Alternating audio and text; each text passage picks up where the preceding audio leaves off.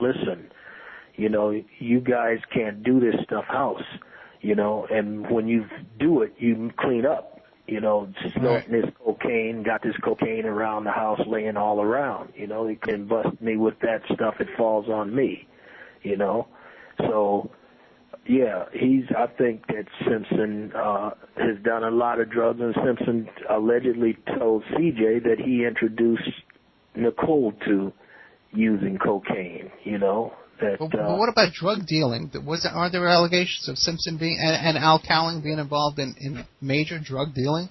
Yep, I suspect that may be associated with a lot of this. I don't have any evidence any more than they have, but factor analysis suggests that people in Southern California felt quite free to enjoy cocaine, because after the CIA turned its head and allowed the Nicaraguan Contras to come in and bring in large shipments of cocaine, in which one of the major distributors of cocaine in California that had a major network that stretched across the United States was a black fellow named Freeway Rick Ross. And if you remember the guy who wrote about the CIA Contra connection and Freeway Rick Ross connection, he was associated with the San Jose Mercury News. All of a sudden, he gets killed on his doorstep, Very familiar with those stories. And who went on to defend some of those big drug gangs? What's his name? The prosecutor. A prosecutor that went on to Darden. Yeah, Darden went on now in his practice after the OJ trial. He went on to defend those guys who were the head Crips, not the Crips, the Bloods, who was a Death Row Records investor and stuff like that, who was involved with Freeway, Rick Ross. Right? Yeah. Yeah. Yeah. That's a connection.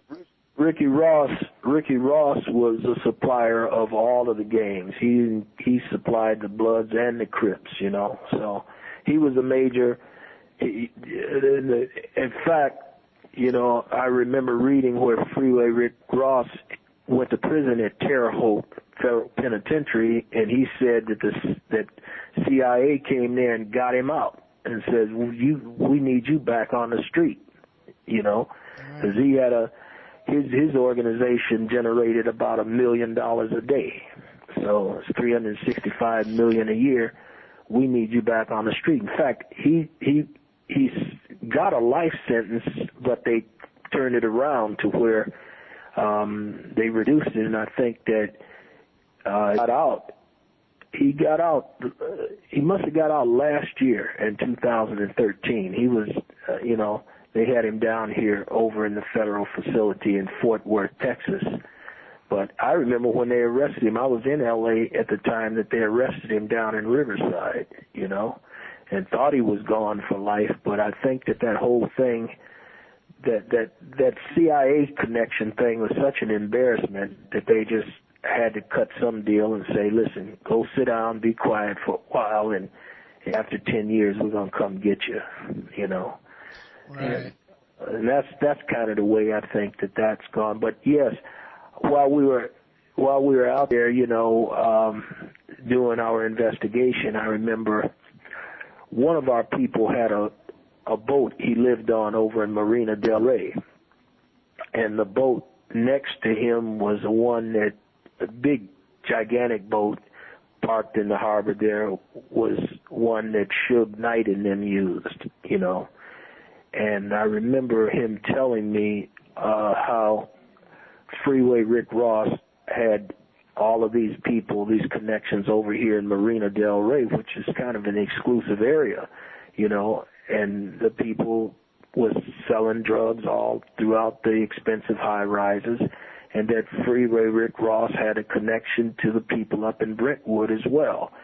So, and that was like 10 years ago. So when I hear about those things, it just doesn't surprise me that when the price of cocaine was reduced to such a low level to where people just felt that they had the freedom to be able to use it and it's nothing, it's just like nose candy and everything, you know.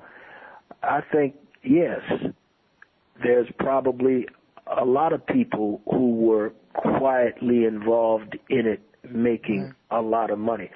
In fact, if you look at the motion picture Training Day is based upon that individual that you see in my documentary. You remember the guy in the documentary named Rafael Perez? No, I don't. I had trouble watching the documentary. I had to keep hitting pause and go ahead. Well, when if you go back through it again, you'll see, because we took advantage of it. We had kind of an interfamilial battle going on between myself and some of the other lawyers associated with our organization, and Brother was kind of the mediator because they wanted to go back to Texas and challenge the judge in Texas. And I said, that judge is just going to find you in contempt and keep kicking your butt. I said, we don't gain anything filing this lawsuit in Lubbock, Texas. What we tossed the dice. We were hoping to be able to quietly go into San Angelo, Texas, and look at the phone records and come on out and then make a big deal. But that judge stopped us. Right. Okay, so let's leave it alone.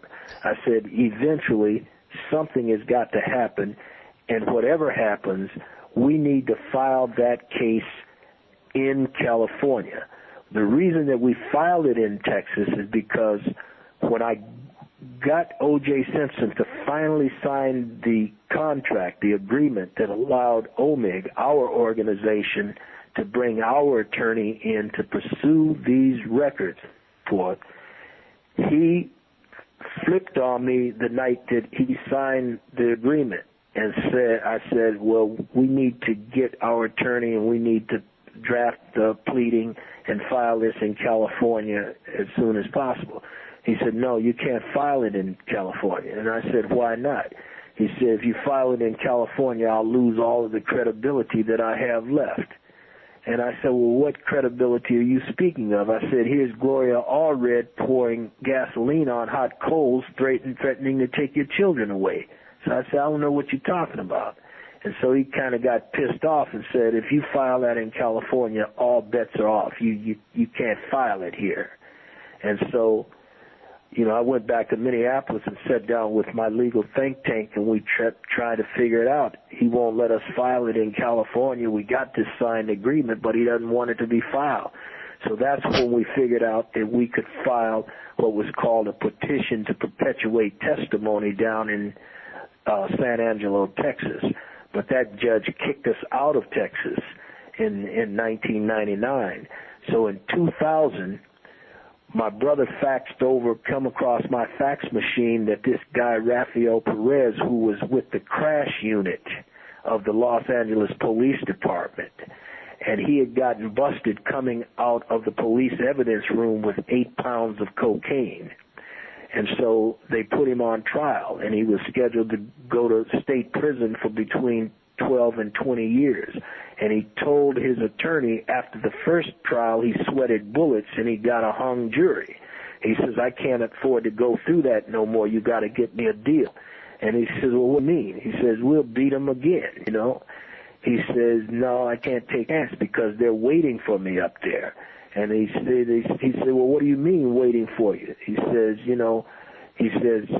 I've been responsible for framing a lot of guys, and they'll be waiting for me when I come into prison.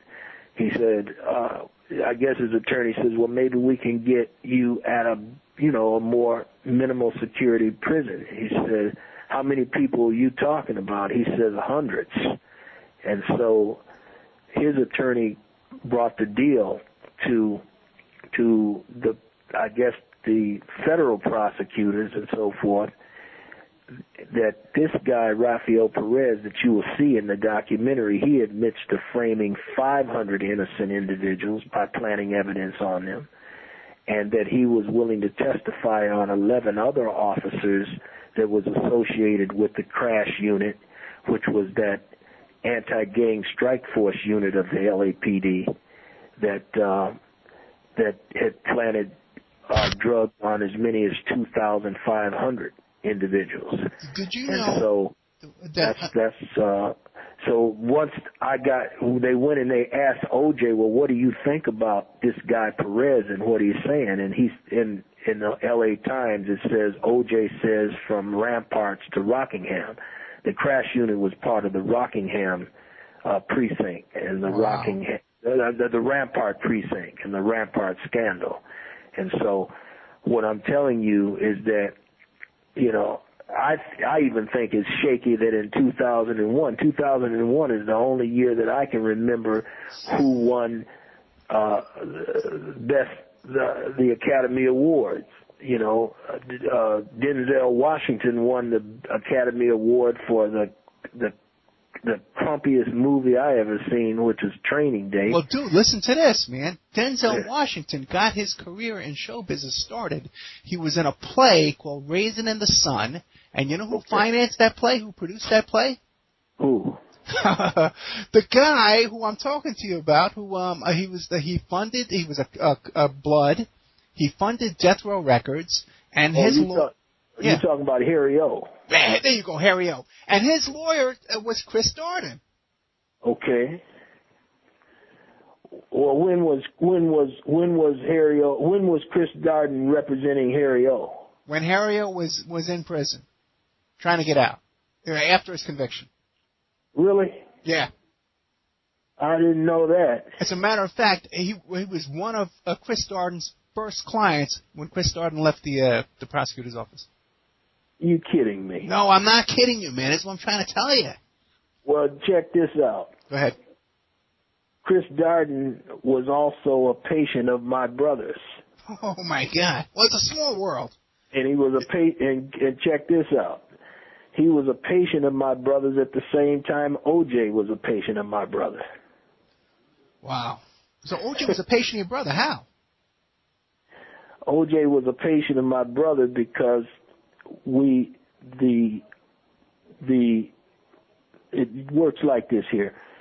There was a retired nurse who was at the Martin Luther King Hospital in Los Angeles when my brother came there to do his internship and his residency. And she protected all of the African American doctors because the white administrators were always pulling something to try to knock them out of the box.